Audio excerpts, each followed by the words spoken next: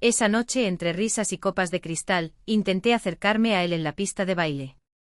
Un gesto sencillo, casi instintivo. Pero se alejó con una sonrisa irónica: prefiero bailar con mi perro que contigo. La sala estalló en carcajadas. Luego, como para asegurarse de que la humillación fuera completa, añadió: ni siquiera te acercas a mis estándares. Mantén la distancia. La risa resonó con más fuerza, como una ola que me tragó por dentro. Sonreí fingiendo que nada me había afectado, hasta que Dayane finalmente respondió. Su respuesta silenció la habitación. Algunas palabras duelen como cuchillos, el mío, sin embargo, es más profundo. Cuando te pregunten a qué te dedicas, simplemente di que trabajas en un hospital, me indicó mientras me ajustaba el vestido de diseñador que había elegido. Ni un elogio, ni un reconocimiento. No menciones que diriges el departamento de cardiología. Esta gente no quiere oír hablar de medicina en una fiesta. Repitió el guión como un director ensayando a su actriz antes del estreno, tal como lo hacía antes de cada evento en su sociedad de inversión. Cada una de mis palabras fue ensayada, cada respuesta calculada para que nunca eclipsara su brillantez. Hace 5 años se jactó de casarse con un cirujano. Ahora mi carrera era tratada como un secreto vergonzoso, algo que podía salir a la luz sin querer si no tenía cuidado. Antes de continuar, quiero agradecerles por estar aquí hoy. Si como yo cree que la humillación pública dentro de un matrimonio nunca es aceptable y que todo ser humano merece respeto, considere unirse a esta conversación. Es gratis y cada voz que se suma ayuda a llevar este mensaje a quienes más necesitan escucharlo. Frente al espejo de nuestro baño de mármol, ajusté la tela esmeralda del vestido, una pieza que costaba más que el alquiler mensual de muchas familias. Hermosa sin duda, pero me hizo sentir como una actriz en un escenario, memorizando líneas que no eran mías. Detrás de mí, repitió su ritual de preparación, comprobando el cuello de su camisa por 17ª vez. Era más fácil concentrarse en sus ajustes obsesivos que enfrentar la realidad de cómo llegamos allí. Los Jenkins no estarán allí, dijo, revisando su teléfono celular sin parar. Recuerden, él está en fusiones y adquisiciones, no en inversiones directas. Y su esposa es Patricia, no Paula. Quería recordarle que hace 3 años, la había llamado Paula en la fiesta de Navidad y que había sido su error. Pero las correcciones ya no formaban parte de nuestra hoja de ruta. En cambio, vi su transformación en el espejo. Cada movimiento, cada detalle modificado, estaba a un paso de distancia del hombre que una vez esperó afuera del hospital con café y flores después de mis cirugías más agotadoras.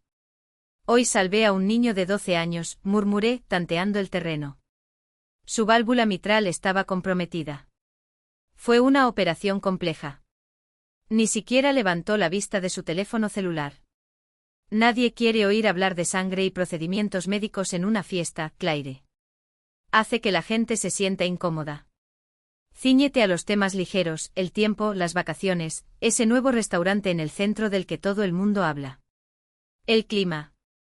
5 años de escuela de medicina, 3 años de residencia, 2 de ellos dirigiendo uno de los mejores departamentos de cardiología del país, y quería que hablara sobre los cúmulos con banqueros que probablemente no podían medir su propio pulso.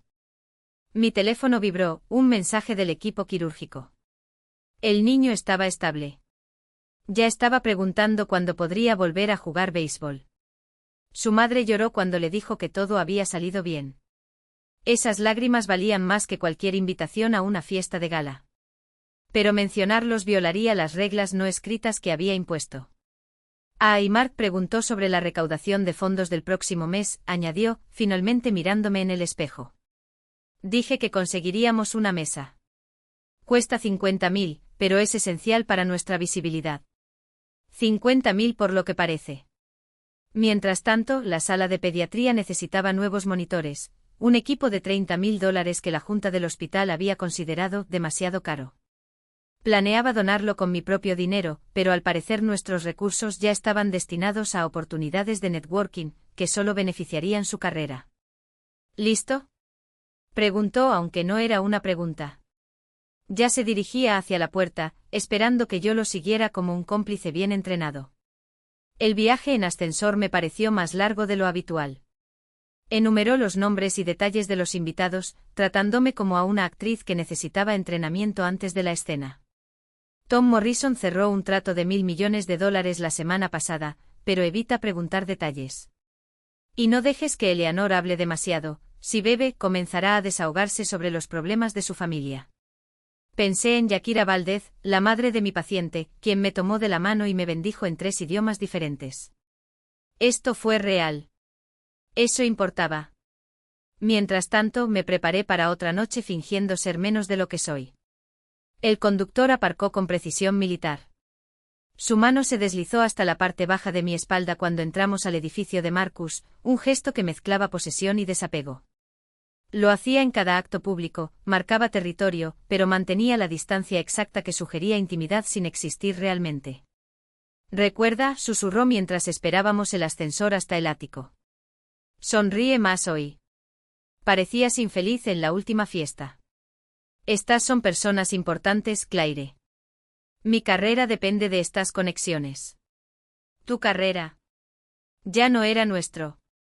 Las puertas se abrieron directamente a la habitación de Marcus.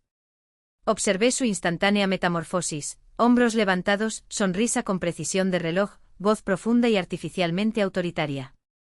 «Marcus, querido», saludó, soltándose de mi cintura para estrechar la mano de su anfitrión con un entusiasmo que se evaporaría en el momento en que volviéramos a casa. Claire y yo, hizo una pausa casi imperceptible y Claire. Sus ojos ya estaban escaneando la habitación en busca de alguien más interesante. Ese era mi papel ahora, un detalle de último momento, un +1 silencioso en un matrimonio que en la práctica nunca fue una sociedad. Jennifer Whitfield se acercó con pasos ligeros y una copa de champán. «Claire, cariño, te ves impresionante. Ese vestido divino. Tu marido tiene un gusto impecable. Incluso mi apariencia ya no era mía. El vestido que llevaba, los zapatos que llevaba, el peinado impecable, todo se atribuyó a sus elecciones, como si yo fuera una muñeca vestida para impresionar». «Gracias», respondí en el tono mesurado que había aprendido a utilizar en tales ocasiones. Demasiado entusiasmo invitaba a preguntas no deseadas, muy poco, me etiqueté como difícil. El equilibrio era agotador. «¿Y qué has estado haciendo, Claire?», preguntó Marcus, más por cortesía que por interés. «Oh, ella trabaja en un hospital», respondió antes de que pudiera abrir la boca. «Solo eso. No es que yo dirija un departamento de cirugía cardíaca. No es que unas horas antes hubiera salvado la vida de un niño. Eso no. ¿Pero para qué? Después de todo, ¿a quién le importaría? Duplicar mi salario manteniendo vidas. Simplemente trabaja en un hospital. Como organizar archivos o servir bandejas de comida». Allí estaba yo con mi vestido caro y la copa de champán que no quería beber, sonriendo a la gente que miraba a las 8 de la mañana, no a mí. Y tomé una decisión. Esta noche sería diferente. Intentaría una vez más conectarme con el hombre con el que me casé. Buscar algún rastro de la persona que alguna vez estuvo orgullosa de mis logros, en lugar de sentirse amenazada por ellos. Un último intento de salvar lo que construimos antes de que se derrumbara definitivamente. Y si no funcionaba, y una parte de mí ya sabía que no funcionaría, al menos sabría que lo había intentado todo antes de lo que viniera después. La conversación a su alrededor giraba en torno a las proyecciones trimestrales y la volatilidad del mercado, términos que pasaban como ruido blanco. Mientras observaba cómo se transformaba la habitación, alguien atenuó las luces y la música cambió, de un alegre cóctel de jazz a algo más lento e íntimo. Marcus envolvió sus brazos alrededor de la cintura de Jennifer con practicada facilidad, guiándola a un espacio vacío cerca de la puerta del balcón. Tyler le susurró algo al oído a Sarah, haciéndola reír y apoyar la cabeza en su hombro. Me paré al borde de la satisfacción del otro, sosteniendo mi vaso vacío como un adorno que había olvidado cómo usar. Las parejas se movían con una sincronicidad natural, una evidente comodidad en la presencia del otro. ¿Cuándo perdimos eso, Caleb?, me pregunté. ¿O alguna vez lo tuvimos? Pasó un camarero con una bandeja de champán. Cambié mi vaso vacío por uno lleno. Lo bebí demasiado rápido. Las burbujas ardieron ligeramente. Que el ardor distraiga el creciente dolor en su pecho. Al otro lado de la habitación, Caleb estaba inmerso en una discusión con su hermano y un cliente cuyo nombre ya había olvidado. Sus manos gesticulaban con entusiasmo mientras explicaba algo que hizo que otros asintieran como marionetas sincronizadas. Los primeros acordes de una canción que reconocí llenaron el espacio. Era similar al que había sonado en la recepción de nuestra boda en el Drake 5 años antes. No es la misma canción, pero lo suficientemente cerca como para dejarme sin aliento. Esa noche Calib me había arrastrado a la pista de baile vacía a las 2 de la mañana, ambos borrachos de champán y posibilidades. Tendremos una vida tan hermosa, me susurró al oído.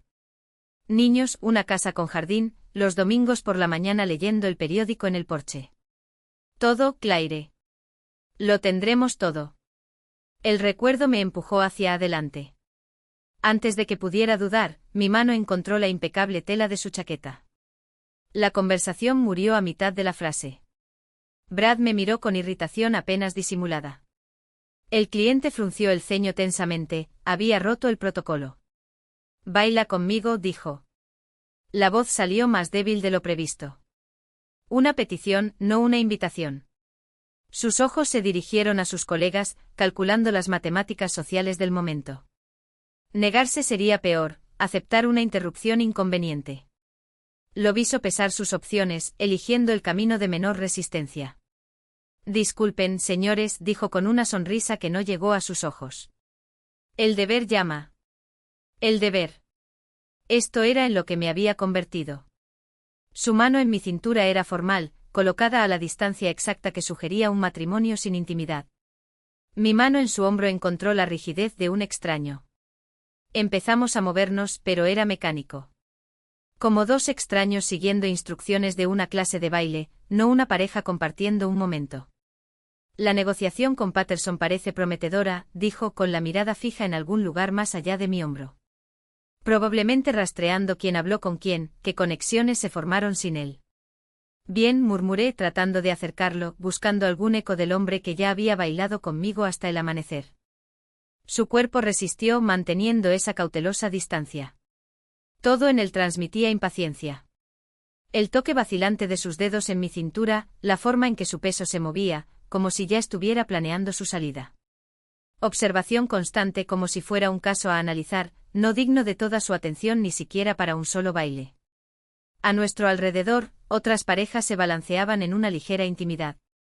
Jennifer tenía sus brazos alrededor del cuello de Marcus, una de sus sandalias abandonada en el suelo, riéndose de algo que él susurró. Sarah y Tyler apenas se movieron, solo se aguantaron, como si el resto de la habitación hubiera desaparecido. Incluso las parejas de mediana edad, casadas durante décadas, bailaban con una cómoda familiaridad que dolía probar. La música y los recuerdos de tiempos mejores crearon un peligroso momento de esperanza. Tal vez si pudiera acortar esa distancia, recordarle lo que una vez tuvimos. Vi a Jennifer besar la mejilla de Marcus. Vi a Tyler apartar el cabello de Sarah con los nudillos. Noté cómo cada pareja parecía existir en su propia burbuja de afecto. Me incliné. No tenía por qué ser dramático ni aterrador. Solo un beso. Esas amables parejas que intercambian en las fiestas, cuando la música es suave y la luz indulgente. De los que dicen, seguimos aquí. Todavía somos nosotros. Todavía juntos.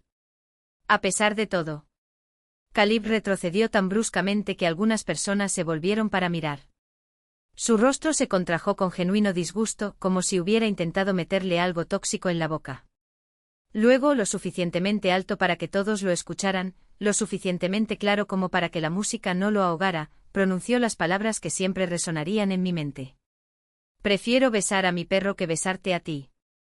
El silencio que siguió fue inmediato y cruel. Marcus casi derrama su bebida. La mano de Jennifer se llevó la mano a la boca, fascinada y en shock. Brad incluso aplaudió como si Calib acabara de lograr el clímax que todos estaban esperando. El sonido me golpeó en oleadas. Cada risa, una puñalada. Cada murmullo, confirmación de que yo era el chiste. Siempre lo he sido. Pero Calib no se detuvo. La risa lo alimentó como si validara alguna narrativa que había estado construyendo sobre nosotros. Acerca de mí. Levantó la voz asegurando que todos escucharan el bis. Ni siquiera cumples con mis estándares. Mantén tu distancia. Más risas. Alguien silbó. Apareció un celular grabando. Mi cara ardía mientras mi cuerpo se congelaba, inmóvil en el centro de aquel espectáculo. Como ejemplar fijo para estudio. La habitación dio vueltas ligeramente no por el champán, sino por la claridad devastadora que me invadió. Cada señal de alerta que ignoré se alineó en una verdad innegable. El cumpleaños que se perdió debido a una reunión urgente, que su Instagram demostró que nunca sucedió. Las habitaciones separadas durante los cuartos estresantes, que de alguna manera se extendían. 8 meses. 8 meses en los que su camisa a veces olía como un perfume que yo nunca había usado, algo dulce y pesado, como jazmín podrido. 8 meses de misteriosos retiros de nuestra cuenta conjunta, descartados con desdén como entretenimiento para el cliente, mientras yo firmaba cheques con mano temblorosa, fingiendo no notar las discrepancias. 8 meses desde la última vez que dijo te amo sin que yo tuviera que arrancarle las palabras como si fuera un diente podrido. Y allí estaba yo inmóvil en medio de la habitación, vestida con un vestido que costaba el equivalente a 3 alquileres, mientras sus risas resonaban como cristales rompiéndose contra el suelo. De repente comprendí con una claridad que dolía como una navaja, había bailado encima de un cadáver. Estaba tan ocupado tratando de resucitar lo que ya se estaba pudriendo, que no me di cuenta cuando el olor a descomposición se volvió insoportable. Cuando los gusanos empezaron a salir. Algo dentro de mí se movió. No fue un temblor, sino un desplazamiento como cuando la tierra se abre y se traga una ciudad entera sin previo aviso. La humillación todavía ardía ácida, pero debajo de ella, algo nuevo estaba brotando, frío, calculador, algo que sabía la diferencia entre ser herido y ser destruido. Todavía se reían, pero yo no estaba destrozada. No más. Mi sonrisa comenzó pequeña. Un ligero tirón en las comisuras de la boca, casi imperceptible. No era la sonrisa educada que había perfeccionado para esas cenas, ni la expresión diplomática que usaba en las reuniones de la junta directiva del hospital. Era otra cosa. Algo que venía de un lugar más profundo, donde la ira no gritaba, sino que siseaba.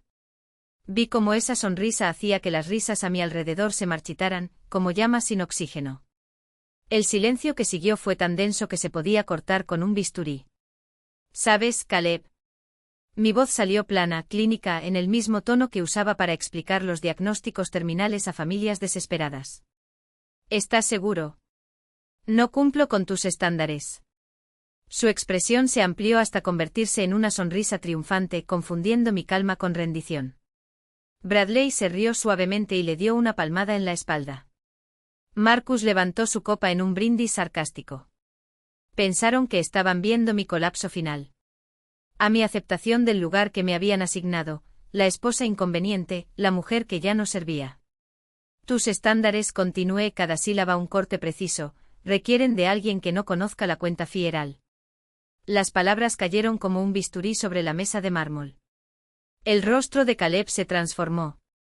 La satisfacción se evaporó como si alguien hubiera desconectado el enchufe. Sus ojos pasaron de Bradley a mí y luego de nuevo a Bradley, como un animal acorralado. El silencio en la habitación era tan absoluto que se podía oír el hielo derritiéndose en los vasos. ¿De qué estás hablando? Su voz perdió su habitual firmeza.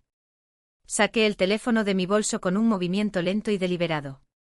El dispositivo pesaba en mi mano como un arma que había escondido toda la noche. Sus estándares requieren a alguien que no haya pasado los últimos 3 meses documentando cada discrepancia en nuestras cuentas. Alguien que no contrató a un auditor forense cuando se dio cuenta de que se estaban desviando $50.000 a empresas fantasma en las Islas Caimán. Jennifer se inclinó hacia adelante, su rostro perfectamente contorneado mostró la primera emoción genuina que había visto en ella, miedo. Marcus golpeó su vaso sobre la mesa con un fuerte clic. La atmósfera pasó de una diversión cruel a una tensión eléctrica, como el momento antes de que caiga un rayo. Eso es ridículo, intentó Caleb, pero la última sílaba tembló. Deslicé mi dedo por la pantalla con calculada lentitud, dejando que cada movimiento aumentara la presión en la habitación. Aquí está el informe. Registros de constitución de Cellcorp Investments, transferencias electrónicas fechadas exactamente en los días en que juraste que estuviste en conferencias. Les giré el teléfono y observé cómo se enroscaban como polillas atraídas por una llama. Curioso, ¿no? Nunca has estado en estas conferencias. El rostro de Owen Bradley se puso gris. Por un segundo su piel bronceada pareció envejecer 10 años. No puedes probarlo, murmuró. Toqué el botón de reproducción. La voz de Caleb llenó la habitación, clara e inconfundible, proveniente de los parlantes de mi teléfono y el suyo. Necesitamos borrar todo antes de que la auditoría revise los libros. Transferirlo a través de la filial y luego cerrarlo. Esto hace que parezca un error por parte del cliente. Alguien dejó caer un vaso. El sonido del cristal rompiéndose contra el mármol fue el final perfecto para la confesión grabada. Marcus dio un paso atrás y su mano encontró apoyo en la pared como si el suelo hubiera desaparecido. Jennifer jadeó y se llevó los dedos a los labios.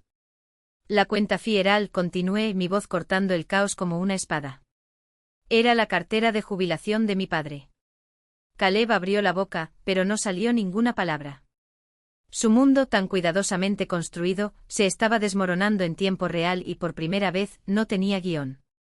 Sus estándares, continué, cada palabra un golpe, requieren a alguien que no necesite un puesto de marketing.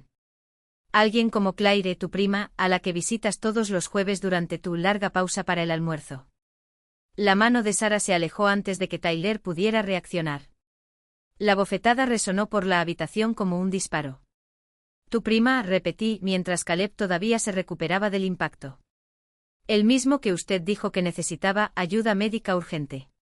Tus estándares requieren a alguien que no sepa leer mensajes, deslicé mi dedo por la pantalla, mostrando capturas de pantalla que había guardado como evidencia. Como este de hace 3 horas, no puedo esperar a que termine esta aburrida fiesta para poder verte mañana. Claire está muy emocionada, Caleb. Es vergonzoso. O este del miércoles pasado, mi esposa es patética. Cree que trabajo hasta tarde. Jennifer se acercó y leyó por encima de mi hombro. Su rostro se contrajo de disgusto. Dios mío, siseó, luego se volvió hacia el más alto Marcus. ¿Las pastillas?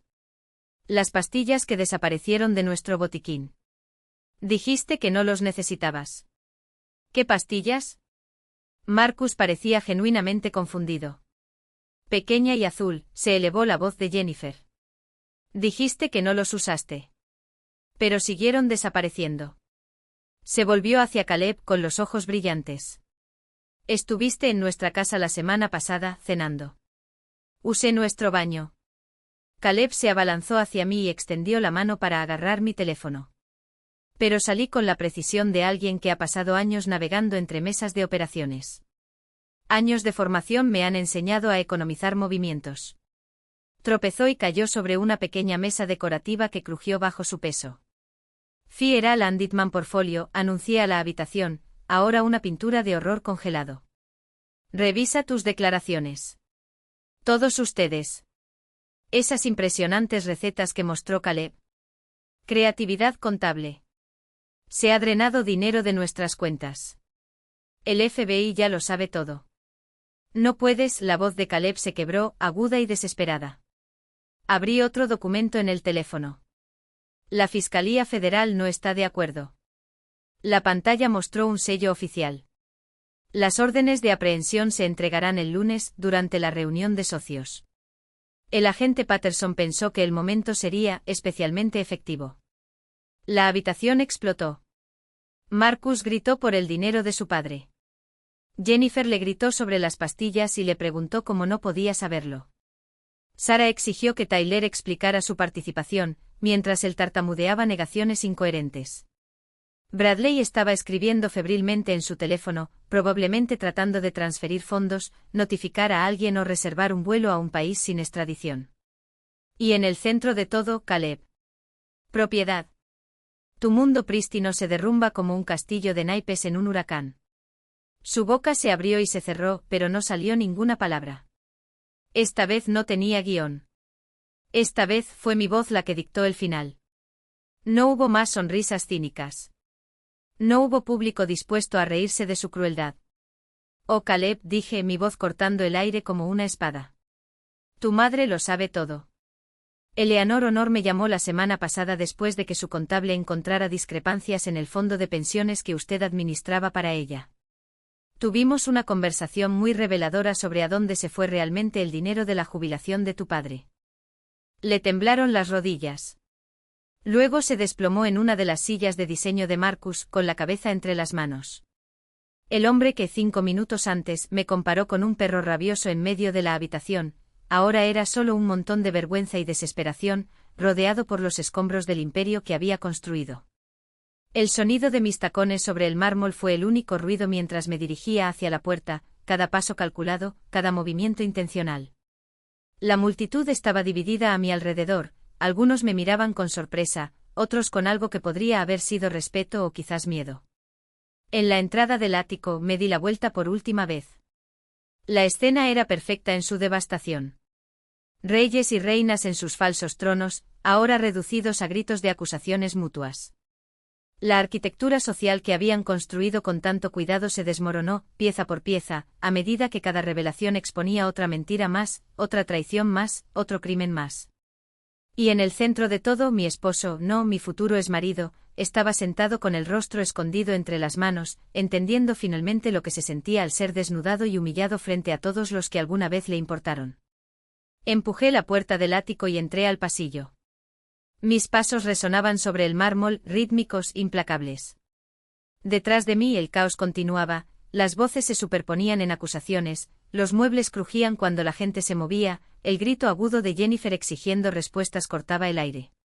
Pero frente a mí, solo el silencio y las puertas pulidas del ascensor, listas para llevarme.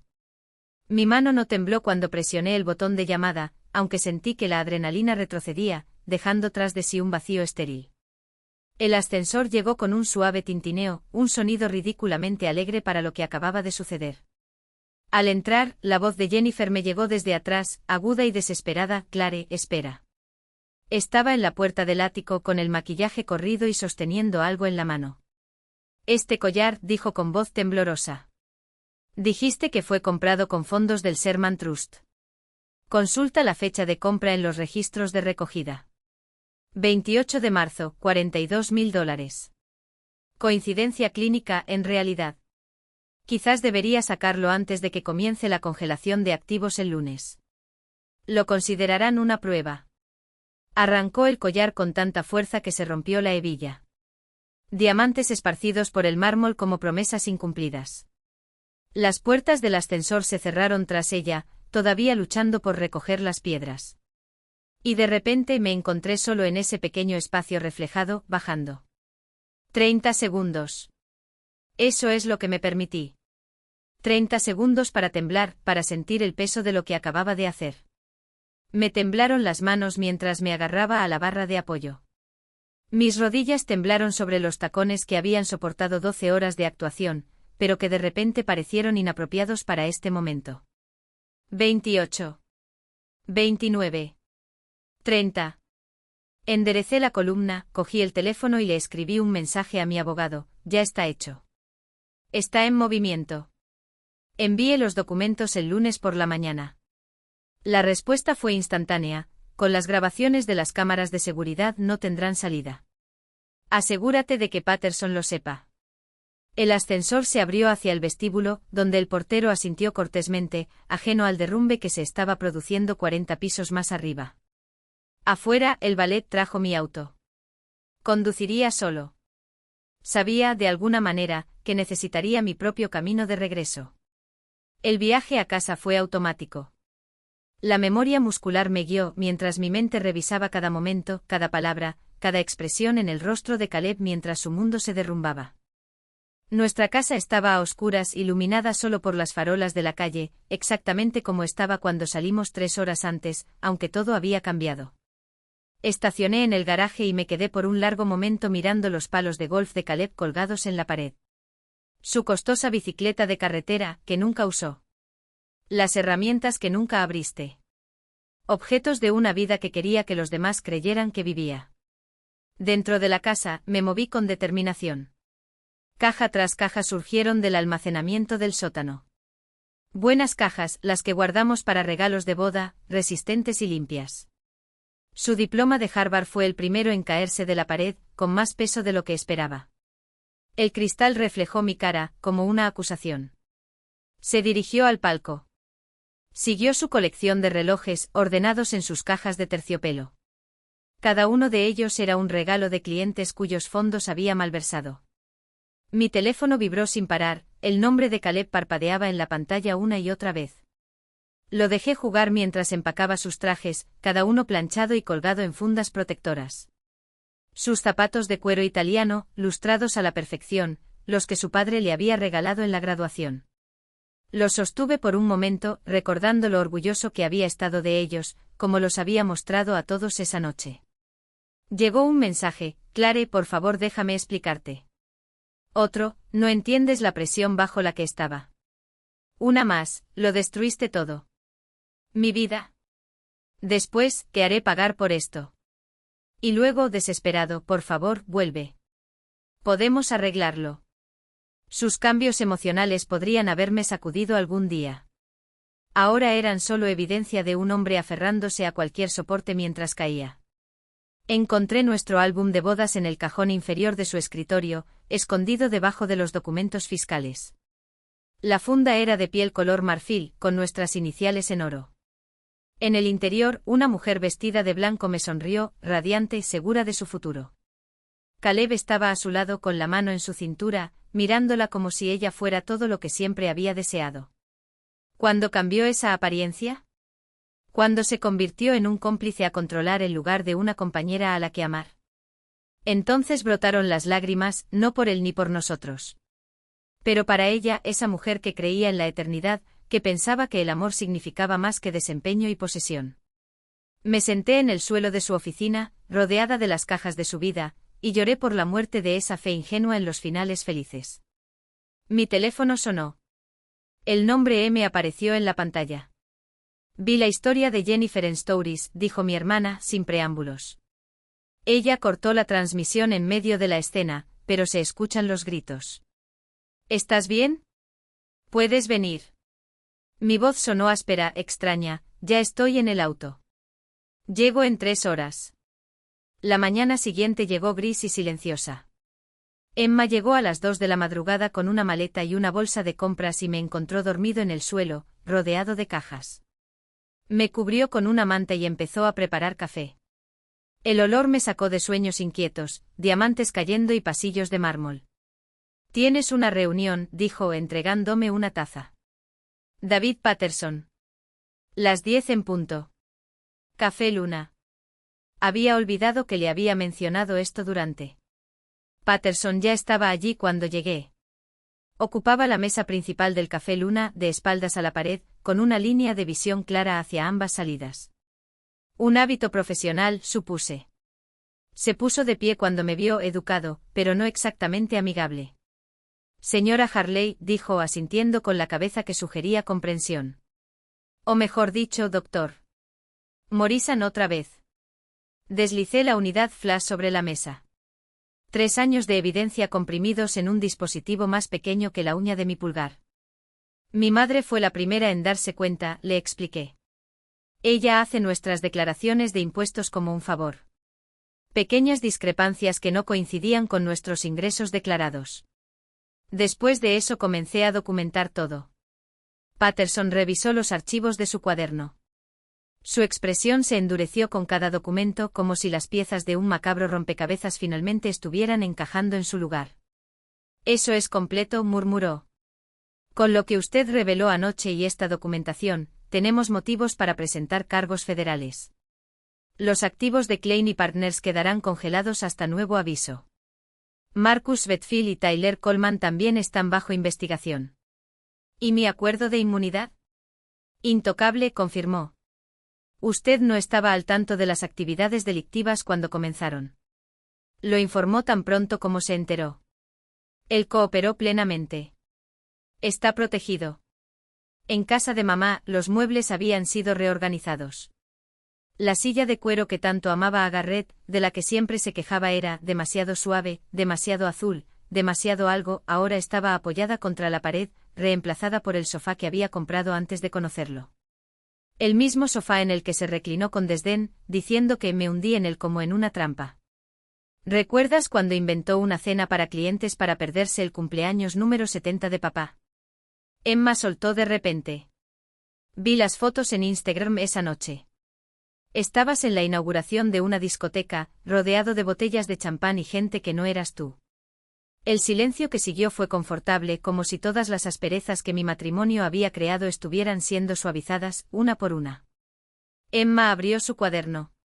Juntos comenzamos a enumerar: abogados, asesores financieros, apoyo terapéutico, pasos prácticos hacia una vida que sería solo mía. La luz de la mañana invadió la sala con una intensidad inesperada. Mamá se había ido en el primer tren y había prometido regresar el fin de semana siguiente. Conduje hasta Western Memorial en piloto automático, mi mente dividida entre la cirugía que me esperaba y lo que estaba sucediendo al otro lado de la ciudad. El paciente tenía 17 años. Un jugador de baloncesto de Lincoln Park y que se desplomó durante la práctica, un defecto cardíaco no detectado. Sus padres estaban en la sala de espera, con las manos entrelazadas, con la misma desesperación esperanzada que había visto cientos de veces. Me concentré en sus rostros mientras les explicaba el procedimiento, usando su miedo como ancla para permanecer presente. Aquí pensé. Este es el propósito. Una vida que existía independientemente del caos que se desarrollaba en los rascacielos del centro. Mi equipo se movió con eficiencia ensayada. El doctor Rodríguez, mi residente principal, analizó los monitores y tomó notas. Sara, mi enfermera de sala favorita, organizó los instrumentos con precisión quirúrgica. Bailaron a mi alrededor como una orquesta bien dirigida, mientras yo internamente contaba el tiempo. A las 10 en punto pensé, los agentes del FBI entrarán en Klein y Partners. Bisturí y ordené, mi voz firme a través de la máscara. El peso del instrumento en mi mano era una verdad tangible. Aquí, en esta sala estéril con protocolos claros y objetivos definidos, podría salvar una vida. Mientras que otro, el que había construido con Garrett, llegó oficialmente a su fin. La operación duró ya la tercera hora cuando el doctor Rodríguez comentó mi inusual calma. Hoy se ve diferente, doctor. Morrison. Más centrado. Si tan solo supiera. Cada incisión precisa, cada sutura impecable era una meditación contra la imagen de Garrett esposado frente a sus asociados. Las reuniones de socios siempre comenzaban puntualmente a las 10 de la mañana. Devlin estaría dando una presentación sobre proyecciones trimestrales cuando se abrieran las puertas. Las acusaciones serían públicas. Irrefutable. 4 horas más tarde encontramos tejido cicatricial inesperado, un remanente de una antigua herida que el niño había pasado por alto. Trabajé metódicamente redirigiendo los buques con la misma paciencia que usé para documentar 3 años de fraude financiero. Cada desafío en esta sala tenía una solución. A diferencia de los matrimonios construidos sobre mentiras. 7 horas y 14 minutos después de la primera incisión, cerré la última sutura. El corazón del niño latía fuerte y constante en los monitores, un ritmo que lo llevaría a través de décadas de juegos, graduaciones, una vida que hombres como Garrett intentaron robar a los jubilados cuyas pensiones saquearon. Excelente trabajo, dijo el doctor Rodríguez mientras nos despedíamos. Este chico va a jugar baloncesto en la universidad gracias a ti. Me quité el gorro quirúrgico. Mi cabello estaba húmedo de sudor. Revisé mi celular, 17 llamadas perdidas. 3 de números desconocidos, probablemente periodistas. El resto de los socios de Klein y Partners. La noticia se había filtrado. Apenas me había sentado en mi oficina cuando apareció Jennifer Morrison en la puerta.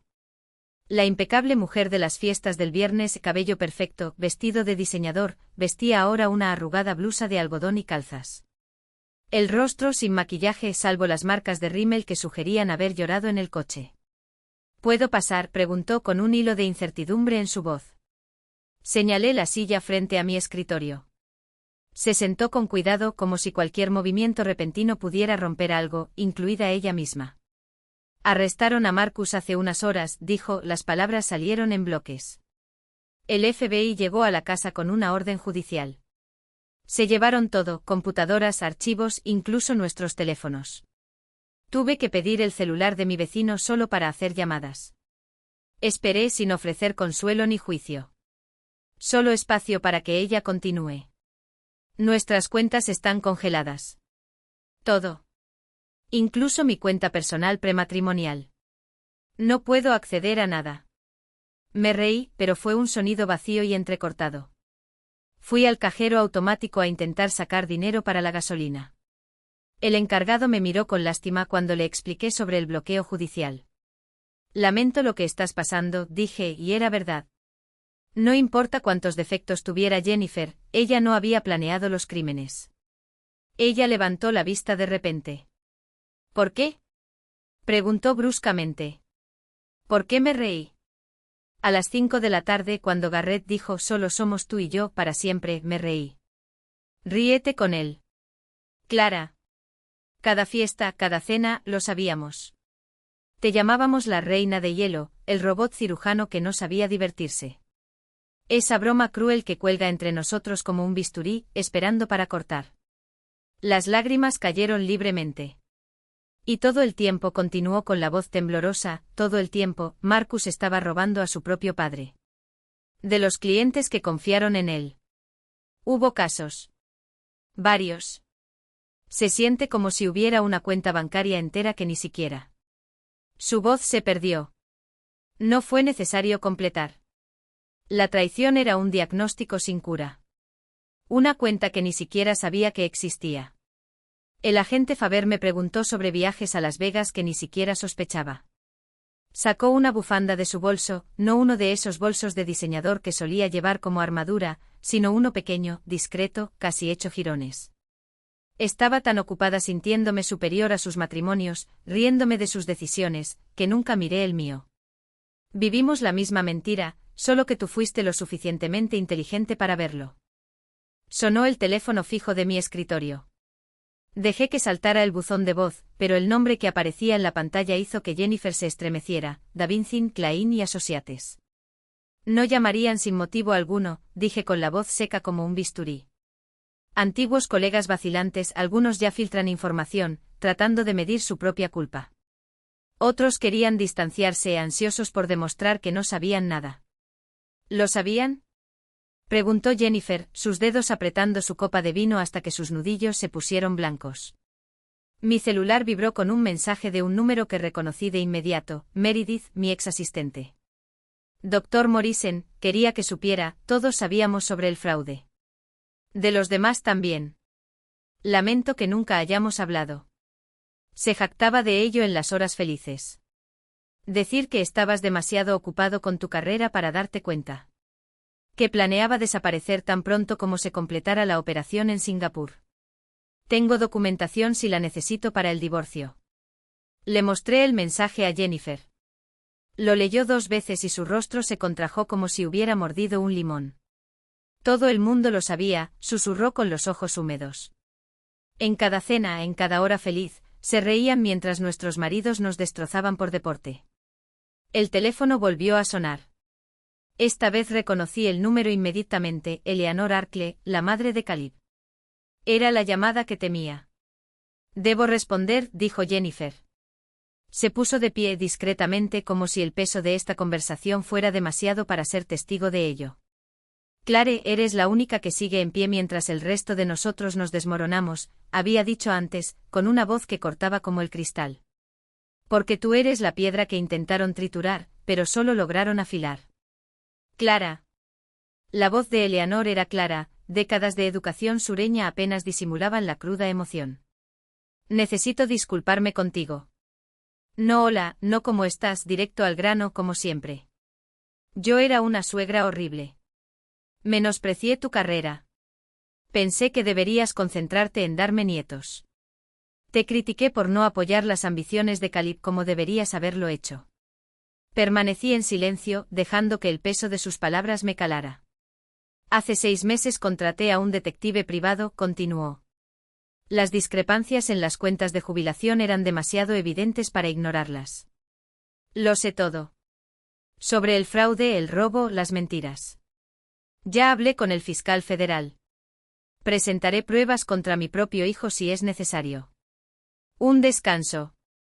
Intentó transferir la casa a mi nombre. Ocultar bienes de posibles demandas. Los papeles estaban listos, pero nunca fueron firmados.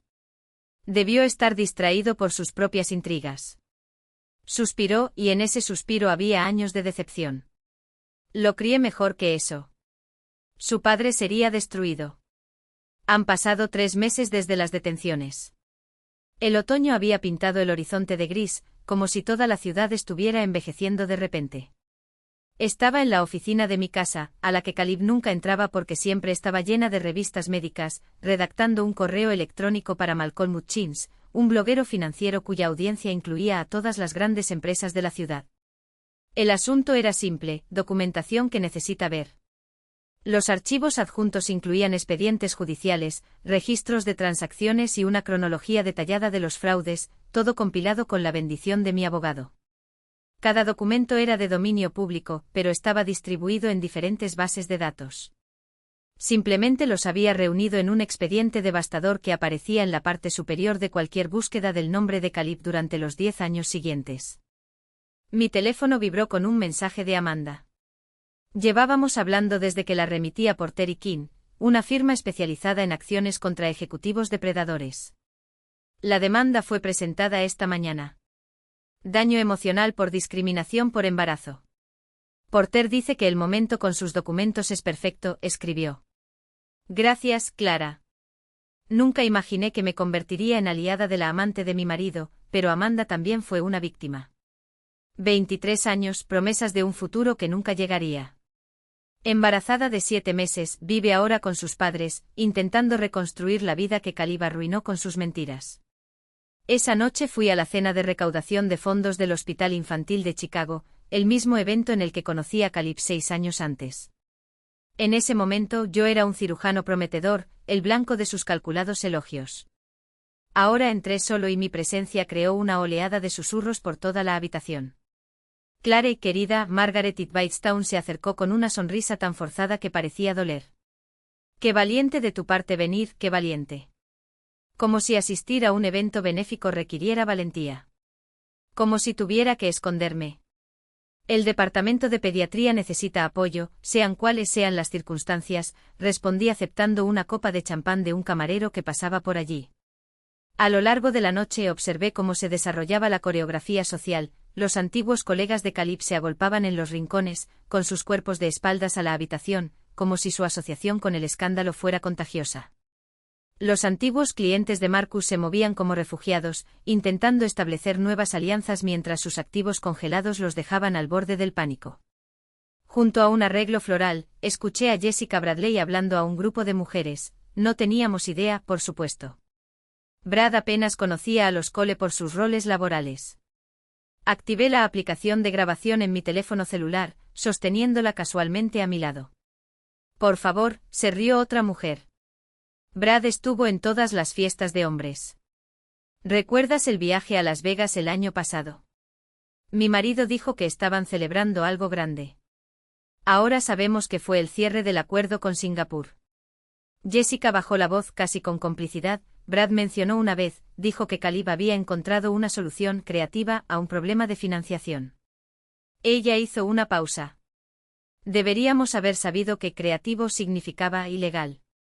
Estas confesiones, estos pequeños fragmentos de complicidad deliberada, fueron los cimientos de una estructura más amplia de responsabilidad. Mi abogado estaría muy interesado en el conocimiento previo de Brad sobre la operación de Singapur. El proceso de divorcio había comenzado 2 semanas antes. Y Caleb llegó con una estrategia tan audaz que rayaba en lo grotesco. Su abogado argumentó que mis sustanciales ingresos quirúrgicos deberían considerarse en el acuerdo. Que mis ingresos deberían compensar su actual incapacidad para trabajar debido al caso penal. Excelencia, comenzó el abogado de Caleb, el Dr. Morrison ganó más de $400,000 el año pasado. La carrera del señor Harley fue destruida por cargos federales, me interrumpió Diana, mi abogada, con una calma que heló la habitación. No acusaciones. Cargos basados en pruebas proporcionadas por la doctora Morrison después de descubrir las actividades criminales de su marido. Deslizó una carpeta sobre la mesa. Vi a Caleb palidecer.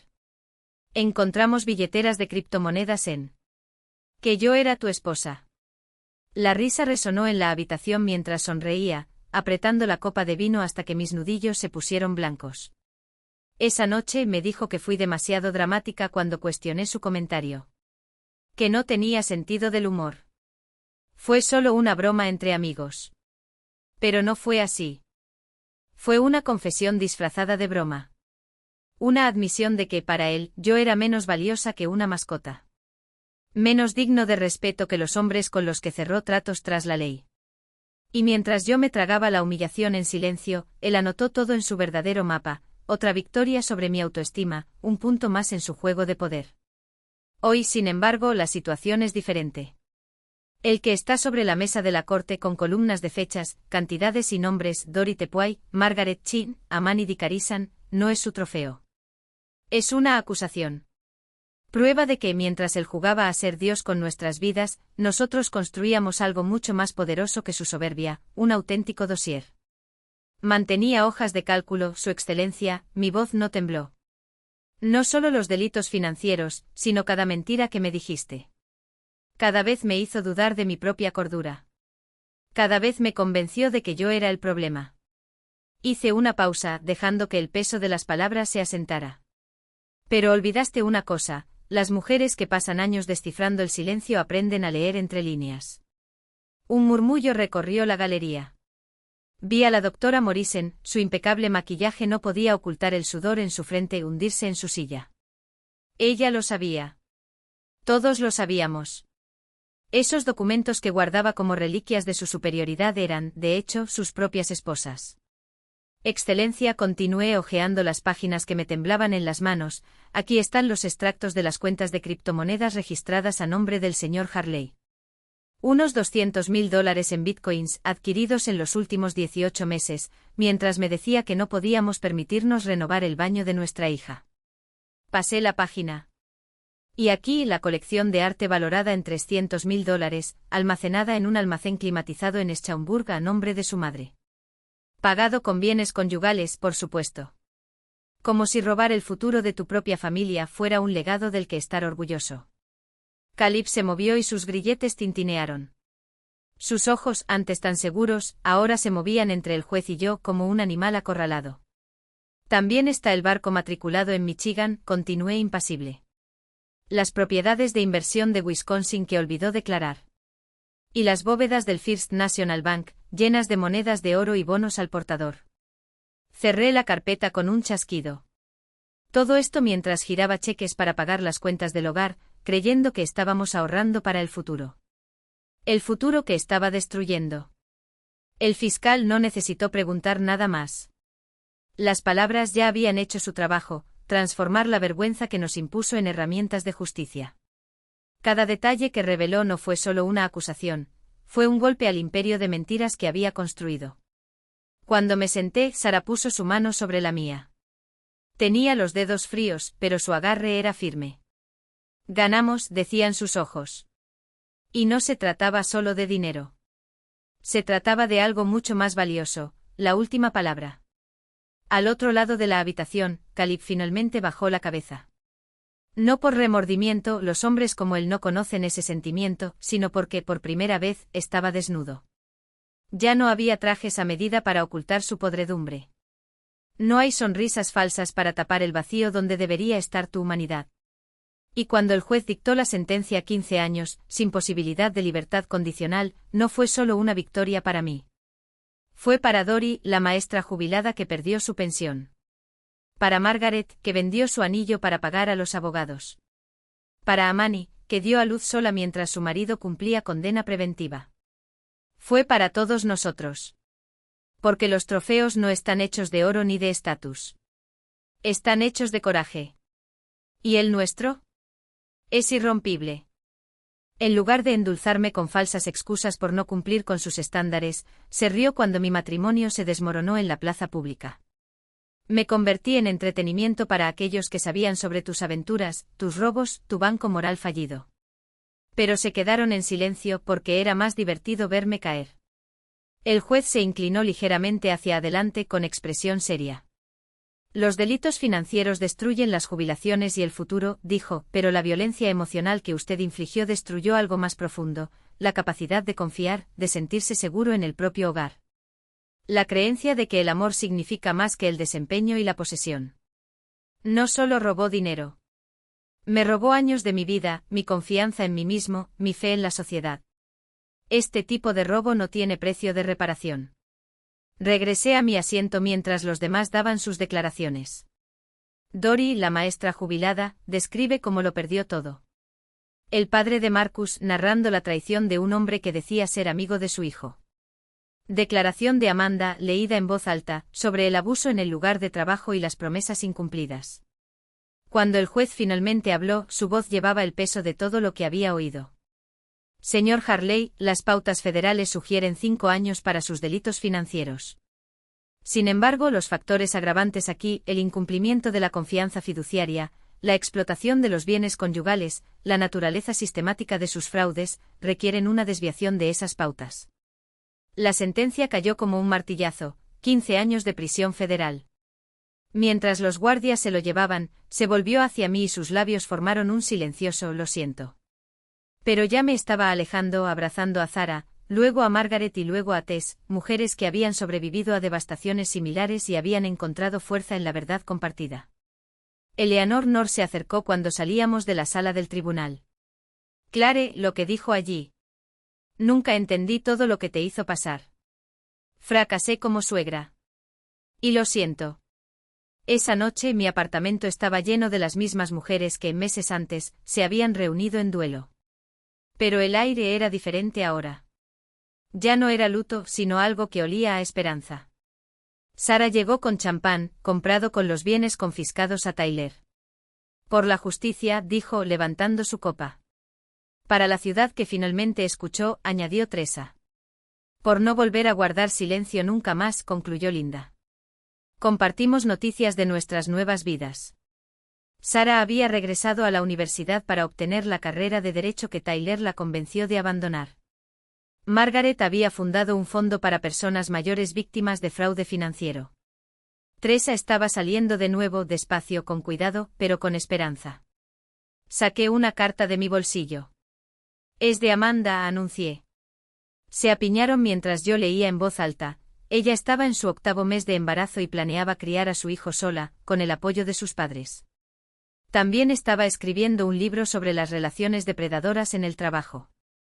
Quiero llamarlo patrones, explicó, porque los hombres como él siempre hablan de patrones sin tener ninguno. La amarga ironía no pasó desapercibida para ninguno de nosotros. Cuando terminó la noche y las mujeres comenzaron a despedirse, cada salida estuvo marcada por largos abrazos y promesas de mantener nuestras cenas mensuales.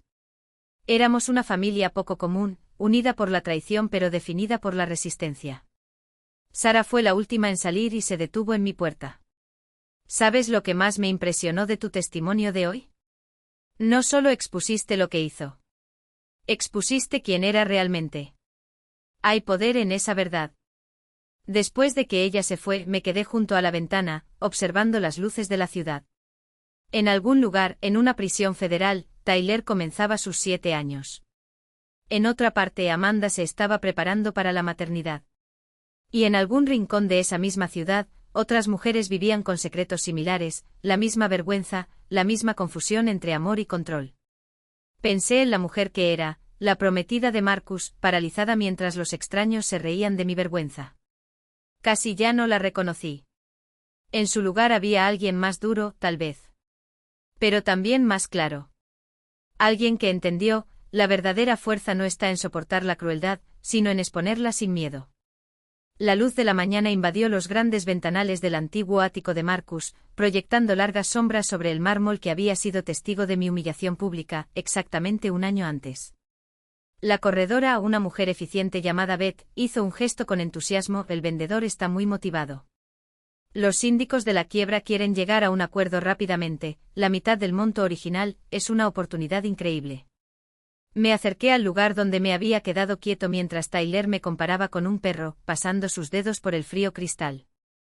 Las facturas son razonables para una propiedad de este tamaño, continúa consultando su tableta. Con su aprobación previa podría. Me niego, dije, sorprendiéndome por la firmeza de mi voz. Beth parecía confundida. Pero ni siquiera has visto el dormitorio principal. No necesito ser dueño de este espacio para saber que ya lo he conquistado. Me volví hacia la ventana y eché un último vistazo a la habitación vacía. Algunas victorias no requieren propiedad. A veces irse es el mayor triunfo. Al salir, me sentí más ligera con cada piso que bajaba. No hacía falta transformar aquel ático en otra cosa. Mi transformación ya había ocurrido, sin necesidad de reclamar ese terreno. 2 semanas después se publicó mi artículo en el New England Journal of Medicine, cuando el éxito ciega, personas de alto rendimiento y fraude de pareja íntima. Observó cómo las personas centradas en su carrera, especialmente en medicina y derecho, a menudo ignoran los signos de abuso emocional y financiero en sus relaciones. La respuesta fue inmediata y abrumadora.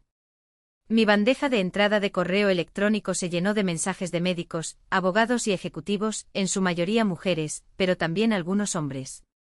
Todos compartían historias de cómo su éxito profesional los había convertido en blanco de socios depredadores, que veían sus logros no como algo que admirar, sino como algo que explotar.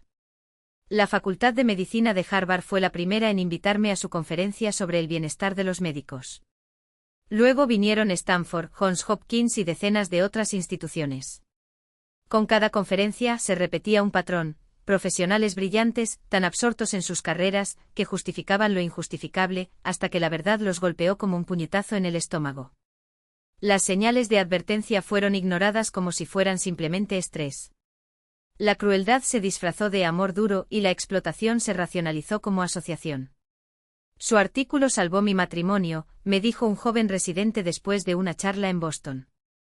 No porque le ayudara a solucionarlo, sino porque le hizo comprender que ya no quedaba nada que arreglar. Yo había presidido el funeral simbólico de Chloe Wang, una cirujana que se había quitado la vida un año antes. Su frase, a veces simplemente estás enterrando algo que lleva mucho tiempo muerto, resonó con tanta fuerza entre los lectores que se convirtió en el título no oficial de mis charlas. 3 meses después de la publicación, me encontraba en el patio trasero de mis padres en Milwaukee, observando a mi padre apagar 70 velas de un pastel que mi madre había pasado 2 días perfeccionando. Allí estaban los mismos familiares que asistieron a mi boda con Cayum. Pero el aire era diferente. Encendedor. Ya nadie fingía. Nunca me gustó, confesó mi tía después de la 3ª copa de vino. Su apretón de manos fue demasiado fuerte, como si siempre necesitara demostrar algo. Dijiste que era encantador, recordó mi madre. Dije que sus dientes estaban muy blancos, respondí. No es lo mismo. Todos se rieron y me di cuenta de que era la primera reunión familiar en la que la ausencia de Cayum no era un vacío que llenar, sino un espacio finalmente libre para celebrar. Clare, cariño, llamó mi padre. Ven aquí. Hay alguien a quien quiero presentarte. David Patterson estaba apoyado contra la valla, vestido con vaqueros y una camisa informal, en contraste con los impecables trajes de fiscal federal que vestía en el tribunal. Mi madre lo trataba con una reverencia casi religiosa. Habíamos forjado una amistad inesperada durante el periodo previo al juicio, una amistad basada en el respeto mutuo y sin ningún subtexto romántico. Tu padre me invitó, explicó David, con una sonrisa ligeramente avergonzada. Dijo que tenía que probar la ensalada de patatas de tu madre antes de afirmar que entendía el Medio Oeste. ¿Y? Yo pregunté. Quizás necesite la receta para hacer pruebas, admitió. Mi padre sonrió con orgullo, satisfecho con su pequeño complot. A pesar de mis repetidas explicaciones de que David y yo éramos solo amigos, había algo que mi padre, y la mayoría de la gente, no entendía: lo valiosa que era esa amistad. David me trató como a un igual. Me pidió mi opinión en casos de delitos económicos contra los cónyuges. Nunca insinuó que mi éxito fuera amenazador o que mi competencia fuera excesiva. La apelación ha sido denegada, anunció mi hermana, mientras Cayum intentaba entretener a sus hijos con una historia forzada. Él apelará. Déjalo ir, respondí, mirando a mi madre jugar con los niños. Para apelar se necesitan nuevas pruebas. Lo único que tiene son las mismas viejas mentiras reorganizadas. 6 meses después estaba en el quirófano, preparándome para uno de los procedimientos más delicados de mi carrera, una compleja reparación de válvula cardíaca en Lily Walsh, la hija de 17 años de la senadora Rebecca Walsh. Era el tipo de operación que requería precisión absoluta y manos firmes. 7 horas después, salí de la habitación y encontré a la senadora con lágrimas en los ojos. Le salvaste la vida, dijo apretando mis manos. ¿Cómo puedo pagarte? Simplemente hice mi trabajo, respondí, la misma frase que le dije a todos los padres agradecidos. No, insistió ella. Esto fue más que trabajo. Fue un regalo. ¿Ha considerado la política de salud? Estoy formando un comité para reformar el acceso a la atención médica.